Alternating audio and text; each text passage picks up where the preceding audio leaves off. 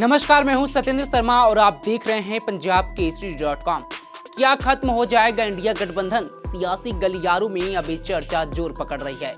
BJP NDA को मात देने के लिए बना इंडिया ब्लॉक टूट की कगार पर है और गठबंधन में तकरार की खबरें सामने आ रही है। महाराष्ट्र विधानसभा चुनाव में इंडिया गठबंधन की पराजय के बाद अब सहयोगी पार्टियों में दरार साफ तौर पर दिखने लगा है। लोकसभा चुनाव में साथ लड़ने वाली पार्टियां अब राज्यों में अलग अलग चुनाव लड़ रही हैं, जिसकी वजह से जनता के बीच भी गलत संदेश जा रहा है। इस बीच शुक्रवार को पश्चिम बंगाल के मुख्यमंत्री ममता बनर्जी ने विपक्षी गठबंधन ब्लॉक के कामकाज को लेकर असंतोष जताया। उन्होंने कहा कि यदि उन्हें मौका मिला तो वह इंडिया गठबंधन की कमान संभालने को तैयार हैं। बता दें कि संसद सत्र के दौरान इंडिया गठबंधन की सहयोगी पार्टियों के बीच टकराव देखने को मिल रहा है। कांग्रेस से पृथक तृणमूल कांग्रेस और कांग्रेस अलग अलग मुद्दे उठा रहे हैं। ममता बनर्जी ने कहा कि वह बंगाल के मुख्यमंत्री के रूप में भी काम करते रहेंगी, लेकिन साथ में विपक्षी मोर्चे को चलाने की जिम्मेदारी भी वह संभाल सकती हैं।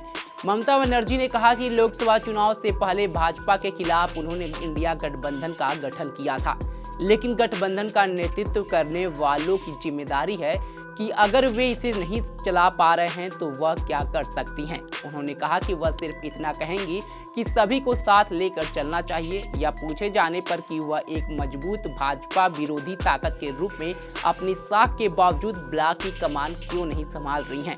ममता बनर्जी ने कहा, अगर मौका मिला तो मैं इसके लिए सुचारू संचालन को सुनिश्चित करूंगी। उन्होंने कहा कि वह बंगाल से बाहर नहीं जाना चाहती, लेकिन वह इसे यहीं से चला सकती हैं।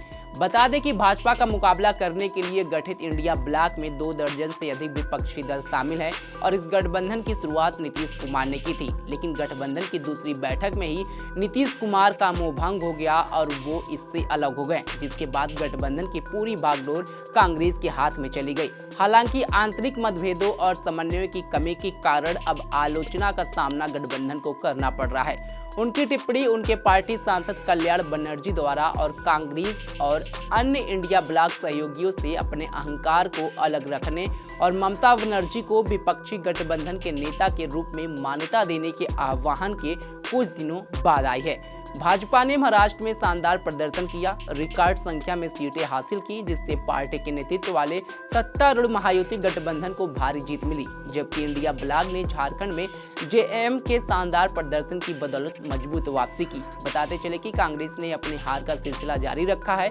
महाराष्ट्र में अपना सबसे खराब प्रदर्शन किया और झारखंड में सत्तारूढ़ जेएम के मुकाबले एक दूर के जूनियर पार्टनर के रूप में समाप्त हुई। विपक्षी ब्लॉक में इसकी भूमिका और भी कम हो गई है, क्योंकि अन्य सहयोगियों ने इससे बेहतर प्रदर्शन किया है। दूसरी ओर हाल ही में हुए उपचुनाव में भाजपा को हराकर टीएमसी की जीत ने पश्चिम बंगाल में पार्टी के प्रभुत्व को मजबूत किया है और भाजपा सहित लेफ्ट मोर्चा को पराजय का सामना करना पड़ा।